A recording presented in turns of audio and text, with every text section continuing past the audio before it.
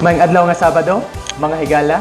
Ania na sab mga tong bagong episode sa Maayong Balita sa Central Visayas.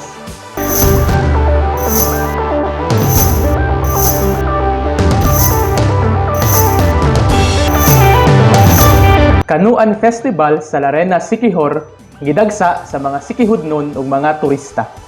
Saksi ang kadalanan sa lungsod sa Larena sa nagkadaiyang kasikas matag adlaw o gabi, isip ka sa ulugan sa abonda nga grasya o sa kapistahan sa patron sa nasangpit nga lungsod, si St. Vincent Ferrer.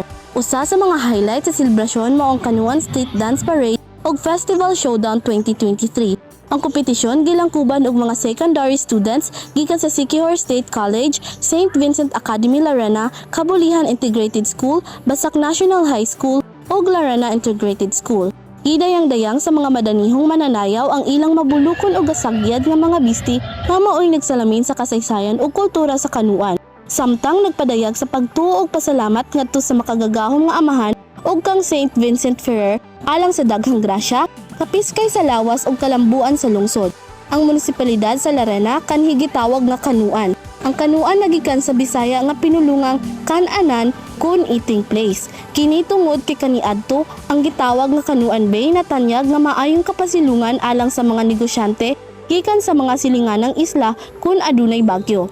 Mangaon ug mag-relax sila sa Kanuan Bay samtang nag-enjoy sa buhagay sa priskong tubig gikan sa Kawasan Creek.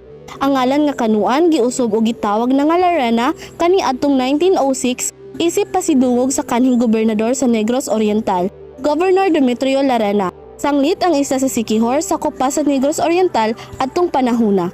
Ang lokal nga kagamahanan sa lungsod sa Larena nga gipanguluhan ni Mayor Cyrus Vincent Calibo mapasalamaton sa mga lungsorano niini sa pakigduyog og padayon nga pakiglambigit sa nakadaiyang kalihukan alang sa kauswagan.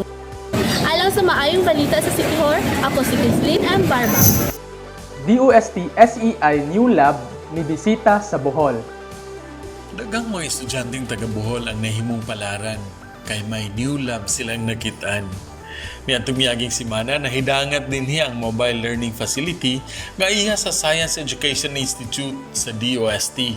Gimugna ibabaw sa kalampusan sa Science Explorer niini ang new lab usa ka bus nga laboratory ug mobile classroom sa mga estudyante.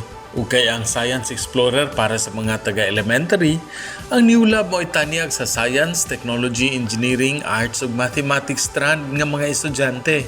May road trip aron buksan ang una-una sa mga posibleng kurso nga dulngan sa kabataan nga STEM strand ang gieskwilahan.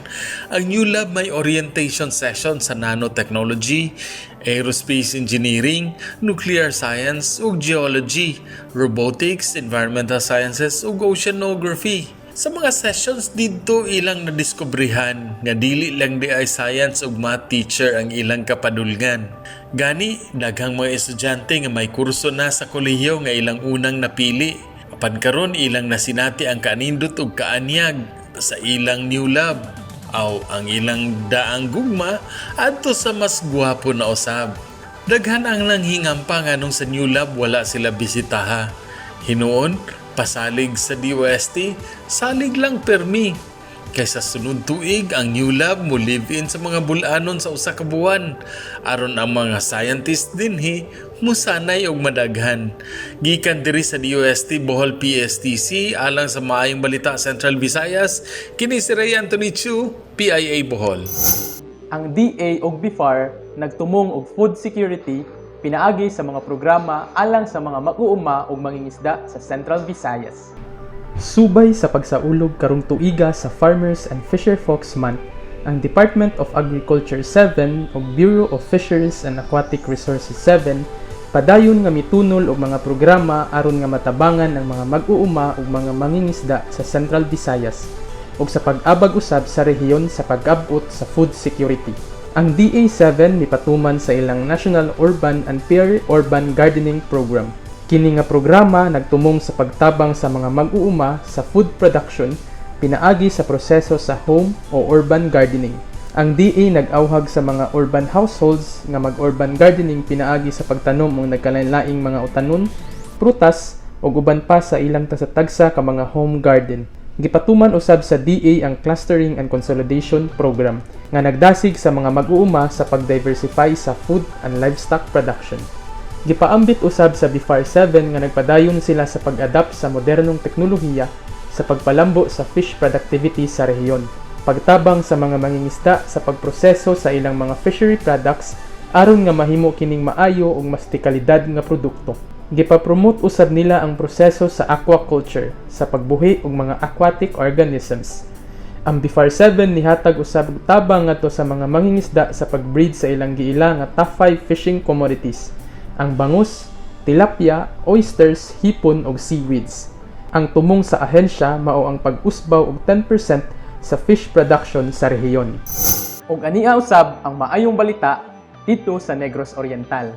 Mga baratong palitunon, libreng serbisyo o mga dula na naay premyo ang halad sa gobyerno sa mga mamumuo sa selebrasyon sa 121st Labor Day sa Negros Oriental. Ubay-ubay na mga mamumuo ang nitambong sa makalihukan na gihanay sa Department of Labor and Employment ug sa Tripartite Industrial Peace Council kaniadtong Mayo 1 sa Dumaguete City.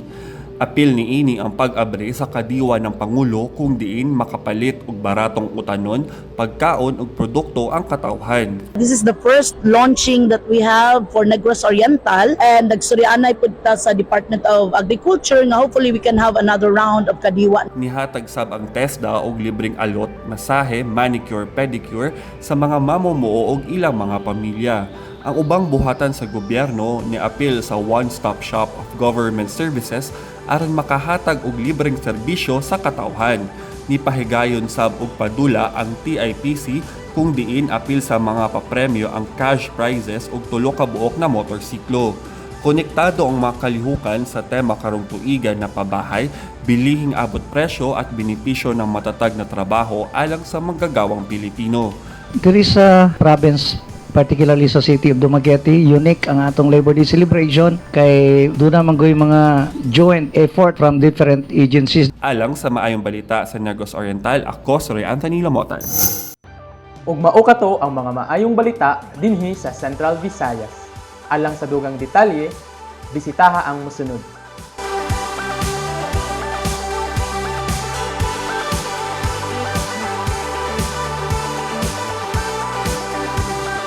Ako si Rob Cabardo o mag-uban na punta sunod simana.